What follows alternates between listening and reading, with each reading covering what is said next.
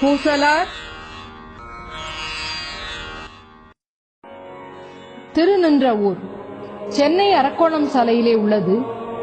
அந்த ஊரிலே மறையவர் குலத்தில் தோன்றியவர்தான் பூசலார் நாயனார்.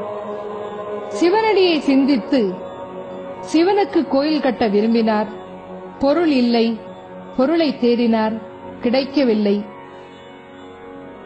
மனம் வருந்தினார். சரி, என்ன செய்வது?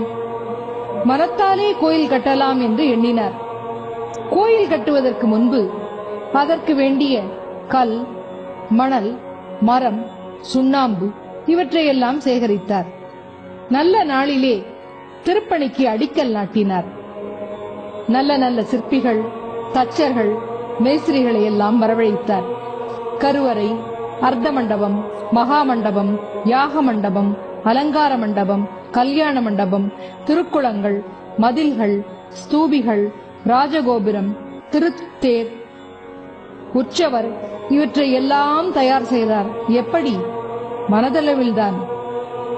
குடமுழுக்கு நாளை கூட முடிவு செய்தார்.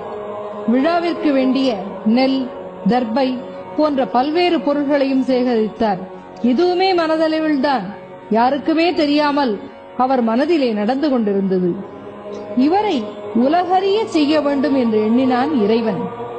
காஞ்சியிலே காடவர் கோமான் என்ற அரசன் கைலாசநாதருக்கு அழகிய வேலைப்பாடுகளுடன் கோயில் கட்டி கும்பாபிஷேக நாளை உறுதிப்படுத்தினான்.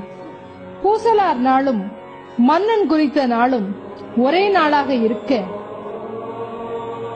மன்னவன் கனவிலே தோன்றிய இறைவன், திருநின்றவூர் கும்பாபிஷேகத்திற்கு நான் செல்ல இருப்பதால் நீ குறித்த தினத்தை மாற்றிக்கொள் என்று கூறினார். கண் விழித்த அரசனோ வியந்து, தன் கோயிலை விட சிறந்த கோயிலுக்கு இறைவன் செல்கிறார் என்பதால் உடனே அந்த கோயிலை பார்த்து வணங்க வேண்டும், பூசலாரை கண்டு அவர் பாதம் பணிய வேண்டும் என்றெண்ணி திருநின்ற ஊர் ஓடோடி செல்கிறான். அங்கோ கோயில் இல்லை, மக்கள் இல்லை. மக்கள் பூசலாரை அமைதியாக அவர் ஒரு இடத்திலே இருப்பார், அவ்வளவே என்று இயம்ப அரசன் அவரிடம் தன் கனவை சொல்ல நெகிழ்ந்த பூசலார் என்னையும் ஒரு பொருட்டாக எண்ணி அரசனிடம் இறைவன் கூறியதை எண்ணி வியந்து வியந்து போனார். இதய கோயிலிலே கும்பாபிஷேகம் செய்து இறைவனை போற்றி இனிய இன்பம் எய்தினார். ஒருவன் கோயில் கட்டினால் என்ன புண்ணியமோ அந்த புண்ணியம் கோயிலை கட்ட மனதால் நினைத்தாலே உண்டு என்று அறிய முடிகிறது. அந்த பூசலார் நாயனாரின் பாத கமலங்களை வணங்கி மகிழ்வோம். பூசலார் நாயனார் வலமிருந்த இடம்.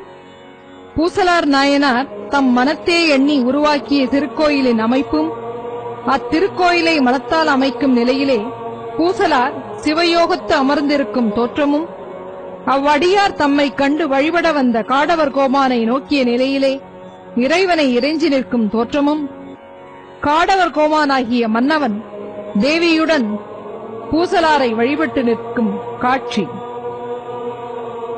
மன்னிய சீமறைநூர்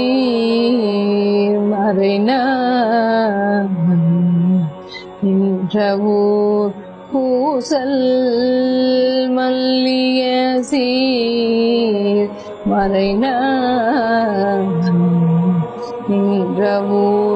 பூசல்